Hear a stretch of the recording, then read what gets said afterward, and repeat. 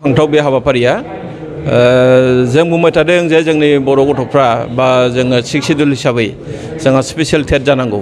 आरो बे टेट जानायनि बाथ्राखौ जिहेतु आसाम सरकारा एप्रिल दाननि गेजेरावनो फोसावनो हागौ। दा बेनि सिगांनो उदालगुरि जिल्ला बर' फरायसा आफादा मोननै साब डिभिजनाव उदालगुरि आरो बेरगाव जे बिथांमोना दि मोनसे स्पेशल टेट कचिं खालामनो नागिरदों बे जोबोद मोजां जादों आरो बियो जोङो 100% नङाब्लाबो जोङो आसा खालामनायनि बांसिन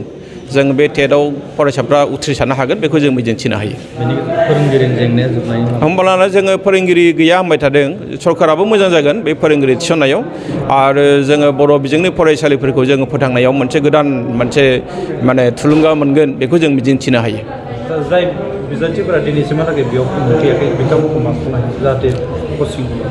फैनाया मोजां जों खावलायो फैनाया मोजां जिहेतु बर' फरायसा आफादा जि रोखोमनि मोनसे हाबाफारि लादों बेथ' बिथांमोननि थाखाय नङा बे जाबाय जोंनि जायनाखि आपकामिं जिनिखि जेनेरेसन फरायसाफ्रा जायफ्रा दङ गोरों फरायसाफोर दङ बिथांमोना बे खाबुखौ लानाया मोजां मानोना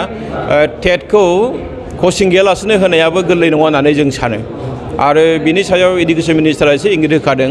जे बे टेट जायोब्लाबो जे बे टेटआदि गोरलै जानाय नङा बिथांनि बाथ्रायावनो बे बाथ्राया बेरखांदों। बर' बिजोंनि जे फरायसानि हार खमायलांनाय बेखौ बारायनायनि सायाव एबसु आरो बर' साहित्य सभाया खामानि मावदों बे बिथिङाव बर' बिजोङाव फरायसालि एबा फरायसा खमायलांनायनि जाहोना गोबां दङ बेखौ जों मोनसेल' बाथ्रायाव बुंनानै फोजोबनो हाया नाथाय जोङो बिनि थाखाय खामानि मावनांगोन बियो रोखाखासै आरो बिनि थाखाय गाहायै बर' थुनलाइ आफाद आरो बर' फरायसा आफाद आरो लोगोसे जोंनि माहारि माखासे आफादफोर दंबावो बिथांमोनाबो बहाय हाबसोमनानै खामानि मावनांगोन जोंनि धोरोमारि आफादफ्राबो बहाय खामानि मावनांगोन मानोना जोङो फोथायो जे बर' बिजों गैयाब्ला बर' बिजोंनि फरायसालि गैयाब्ला बर'फोरनि गेजेराव माहारि बादा बेसेबां बोसोर थांनानै थागोन जोंहा बहाय सन्देह दङ। फांथाव बे हाबाफारिया जों बुंबाय थादों जे जोंनि बर' गथ'फ्रा बा जोङो 6 सिड्युल हिसाबै जोंहा स्पेशल टेट जानांगौ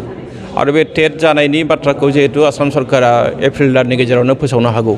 दा बेनि सिगांनो उदालगुरि जिल्ला बर' फरायसा आफादा मोननै साब डिभिजनाव उदालगुरि आरो बेरगाव जे बिथांमोना दि मोनसे स्पेशल टेट कचिं खालामनो नागिरदों बे जोबोद मोजां जादों आरो बियो जोङो 100% नङाब्लाबो जोङो आसा खालामनायनि बांसिन जों बे टेटआव फरायसाफ्रा उथ्रिसारनो हागोन बेखौ जों मिजिंथिनो हायो। फोरोंगिरिनि जेंनाया जोबनाय होमब्लाना जोङो फोरोंगिरि गैया होनबाय थादों सरकाराबो मोजां जागोन बे फोरोंगिरि थिसननायाव आरो जोङो बर' बिजोंनि फरायसालिफोरखौ जोङो फोथांनायाव मोनसे गोदान थुलुंगा मोनगोन बेखौ जों मिजिंथिनो हायो। जाय बिजाथिफोरा दिनैसिमहालागै बेयाव मोनफैयाखै बिथांमोनखौ मा खालामो जाहाथे कचिं फैनाया मोजां जों खावलायो फैनाया मोजां जिहेतु बर' फरायसा आफादा जि रोखोमनि मोनसे हाबाफारि लादों बेथ' बिथांमोननि थाखाय नङा बे जाबाय जोंनि जायनाखि आपकामिं जिनिखि जेनेरेसन फरायसाफ्रा जायफ्रा दङ गोरों फरायसाफोर दङ बिथांमोना बे खाबुखौ लानाया मोजां मानोना टेटखौ कचिं गैयालासेनो होनायाबो गोरलै नङा होननानै जों सानो आरो बिनि सायाव इडुकेसन मिनिस्टारा एसे इंगित होखादों जे बे टेट जायोब्लाबो जे बे टेटआदि गोरलै जानाय नङा बिथांनि बाथ्रायावनो बे बाथ्राया बेरखांदों। बर' बिजोंनि जे फरायसानि हार खमायलांनाय बेखौ बारायनायनि सायाव एबसु आरो बर' साहित्य सभाया खामानि मावदों बे बिथिङाव बर' बिजोङाव फरायसालि एबा फरायसा खमायलांनायनि जाहोना गोबां दङ बेखौ जों मोनसेल' बाथ्रायाव बुंनानै फोजोबनो हाया नाथाय जोङो बिनि थाखाय खामानि मावनांगोन बियो रोखाखासै आरो बिनि थाखाय गाहायै बर' थुनलाइ आफाद आरो बर' फरायसा आफाद आरो लोगोसे जोंनि माहारि माखासे आफादफोर दंबावो बिथांमोनाबो बहाय हाबसोमनानै खामानि मावनांगोन